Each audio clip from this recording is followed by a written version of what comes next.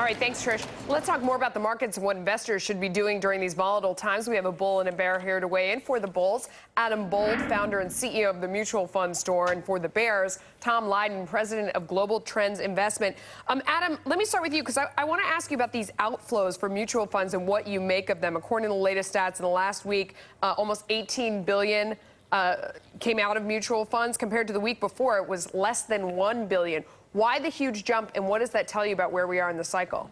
Well, the huge jump came because the market was terrible last week. And, you know, the retail investor tends to sell at the wrong time and to buy at the wrong time. And historically, when we have seen redemptions get to these levels, we're at record redemptions, that has marked bottoms in the market before. Yeah, Tom, what about that? I mean, it seems like a bullish sign to me when you see that many retail investors running for the hills. You know, what do you think? Well, absolutely. On the other hand, who's to say that it can't get worse? Everybody's looking for capitulation, but it just hasn't come to this point. So my feeling is there's going to be more downside. Adam, let me ask you on the question of profits. There's sort of two schools of thought. One is we have to look at current profits, which are plunging. That's a huge negative for the stock market. Not even I can blame Barack Obama for that because, frankly, all that started in the recession last year. On the other hand, guys like Shiller, Robert Shiller of Yale, say you should look at a 10-year average, and we're actually a little cheap on price-earnings multiples. Profits have come down, but you got to look at it over a long period of time. What's your take here? In your judgment, is this market cheap or is it rich relating to price-earnings multiples? Well, Larry, there's no doubt in my mind that the market is cheap. Every indicator that I look at, the things that I've been taught in terms of economics, make the market look cheap. The problem that this market has had is the fact that the market is cheap has been outweighed by the fact that we have uncertainty coming out of Washington. We have a level of negativity that I've never seen in my lifetime in this country, and those things have outweighed the fundamentals.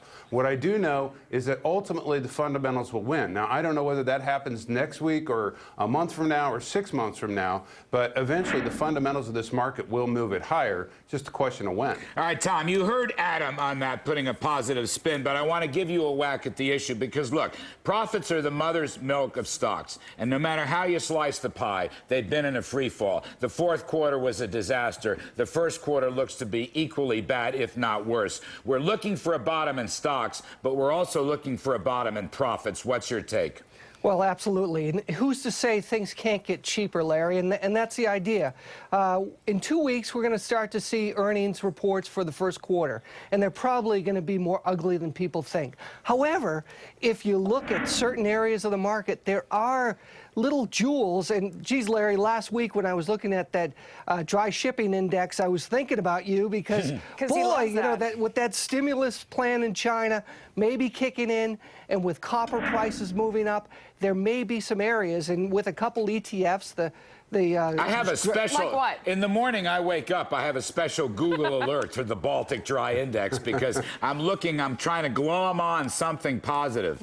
Well, it was a great week last week, Larry, and again, with that shipping index up today, and with copper prices up, maybe that's a little bit of mustard seed out there for you, Larry. Yeah, Adam, you had some picks for us today. What were they?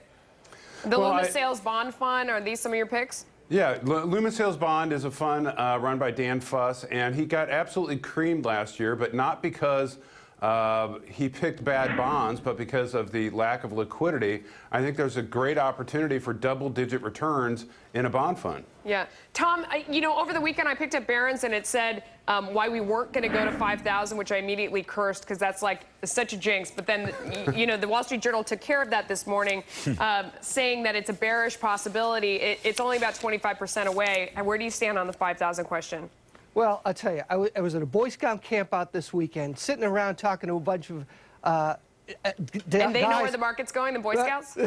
all of them are not looking at their portfolios, and it's not going to go any higher until they get to the point where they're going to sell, and half of them will sell. But the other front page story on the supposed sell-off in bonds, corporate bonds. Now, I took a look at the data. Investment-grade corporate bonds, they're off a little bit, but not much. I mean, they've had a heck of a rally in the last couple, 3 months. But junk bonds have, in fact, sold off, and the spreads have widened at them. Is that something that should be worrisome? What does that mean? This front-page story of the Journal, corporate bonds. I've heard a lot of smart investors on this program and my own this evening that talk about buying corporate bonds. Right, and I think high yield looks really great. I mean, Larry, nobody is going to get the exact bottom. And just because it hasn't moved in the last week or two or last 3 weeks doesn't mean that it's not going to work. Here's your question. If you don't put money into this market, whether it be into high yield bonds or stocks, what are you going to do with it? Well, you could put it in a CD. You're going to get 2.5%. Now, the question is, do you have better odds of getting more than 2.5% in stocks and in high yield bonds over the next 12 months than you do with the sure thing in the CD? And I say, I don't know what's going to happen this week, but over the next 12 months, I think we got a good shot of getting better than 2.5% from 6,600 on the Dow. All right, gentlemen, I have to leave it there.